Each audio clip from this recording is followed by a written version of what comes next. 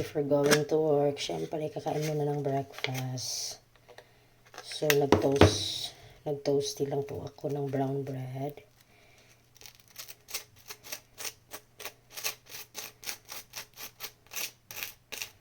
Making a toast bread.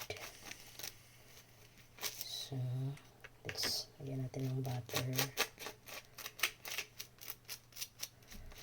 Okay, na-spread ko na po siya. Butter close. Meron po ako ditong egg with spinachi. So, first things first is I have also my avocado here. Ay, nag-iingay siya. So, ilalagay ko na po siya. Egg with spinach. Healthy, ngayon yung breakfast ko. Here it is. Okay. And so, I have my avocado here. So, isi-spread ko lang siya din.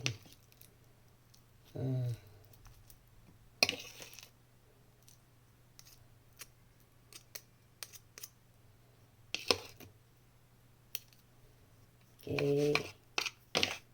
Avocado. Let's see kung ano na ang nagiging resulta ng aking ginawang breakfast for today's video. So, ayan po siya. Ang resulta niya, wow, napaka-greeny. And last thing is I will put a lot of cheese. Wait, meron po tayong cheese dito. At lalagyan po natin siya ng cheese.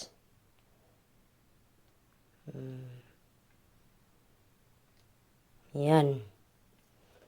So, takpan natin. Pak. And there you go. Init lang ng iti-toasty natin balik ulit siya dito. Para ma-melt yung cheese. Yeah, okay. Then we'll see.